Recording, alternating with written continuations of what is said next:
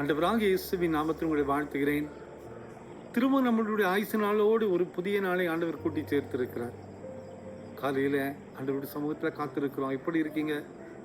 நல்ல ஓய்வெடுத்து இந்த புதிய நாளை நம் காணும்படியான கிருபையை கர்த்தர் நமக்கு தந்திருக்கிறார் என்று நம்புகிறேன்.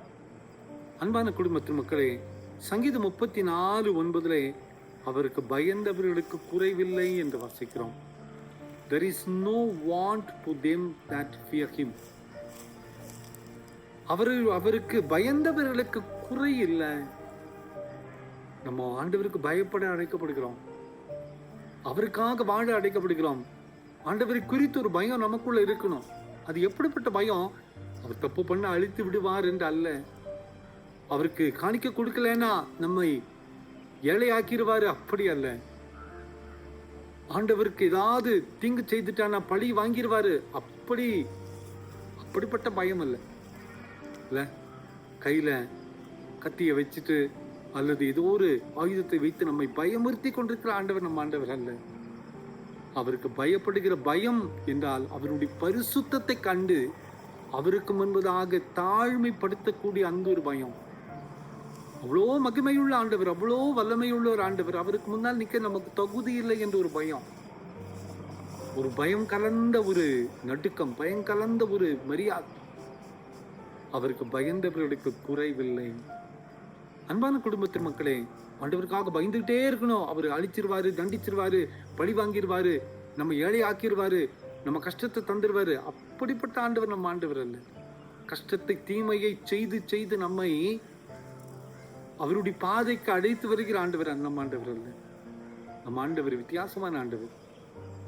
அவர் பரிசுத்தத்தை கண்டு பயப்படணும். அவருடைய பரிசுத்தத்தை கண்டு நம்ம மரியாதை கொடுக்கணும். அப்படிப்பட்ட ஒரு பயபக்தி, ஒரு பய தாழ்மை, ஒரு பய உணர்வு ஆண்டவர் சமூகத்தில் இருக்க வேண்டும் என்று திருமறை சொல்லுகிறது. அப்படி அந்த பயம் நமக்குள்ள இருந்துச்சுன்னு சொன்னா ஒரு குறையுமே இல்லை. அன்பான குடும்பத்தின் மக்களே, நான் ஆண்டவருடைய பிள்ளை, நான் ஆண்டவருக்கு சொந்தமானவன், என் சரீரம் ஆண்டவருக்குரியது, என்னுடைய உழைப்பு ஆண்டவருக்குரியது, என்னுடைய பலன் ஆண்டவருக்குரியது என்று சொல்லி நம்மை அர்ப்பணிக்கும் போது நிச்சயமா ஆண்டவருக்கு விரோதமாக போகவே மாட்டோம். ஆண்டவருக்கு எதிராக காரியங்களை செய்யவே மாட்டோம். இது ஆண்டவருக்குரியது என்ற எண்ணம் நமக்குள் இருக்கும்போது நமக்குள் ஒரு பயம் இருக்கும். இது தவறு பண்ணக்கூடாது, தவறான பாதையில போகக்கூடாது, இது தீங்கிழைக்க கூடாது, ஆண்டவருக்கு எதிராக போகக்கூடாது என்ற ஒரு உணர்வு நமக்குள் வந்து கொண்டே இருக்கும். அந்த ஒரு உணர்வு குறையில்லாத வாழ்க்கைக்கு நம்மை நடத்தும். அவருக்கு என்று வாழ்கிற மக்களுடைய வாழ்க்கையில் குறையே இல்லை. ஆண்டவரை நம்பி இதுவரைக்கும் குறைப்பட்டது யாராவது இருக்காங்களா? ஒருத்தருமே இல்லையே. நம்ம ஆண்டவரையே நம்புவோம், குறை எல்லாவற்றையும் தாண்டி செல்வோம், கத்து தருகிற ஆசீர்வாதங்களை பெற்றுக்கொள்வோம். கவலைப்படாதிருங்கள், அவருக்கு பயந்தவர்களுக்கு குறைவே இல்லை. ஜெபம் பண்ணலாமா? அன்பின் ஆண்டவரே, இந்த காலை நேரத்தில் உம்மை நம்பின பிள்ளைகளுடைய வாழ்க்கையில நீ தருகிற ஆசீர்வாதங்களுக்காக நன்றியப்பா.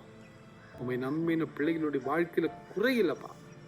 நாங்களும் உம்மை நம்பி உமக்கு பயந்து வாழக்கூடிய பலத்தை எங்களுக்கு தாரும். இந்த செய்தி கேட்டுக்கொண்டிருக்கிற ஒவ்வொருவரையும் ஆசீர்வதிங்க. பிறந்த நாளையும் திருமண நாளையும் நினைவு கூறுகிற ஒவ்வொரு பிள்ளைகளையும் ஆசீர்வதிங்கப்பா. உங்களுடைய கிருபையுள்ள கரம், மகிமை கரம் கொடுக்கட்டும்.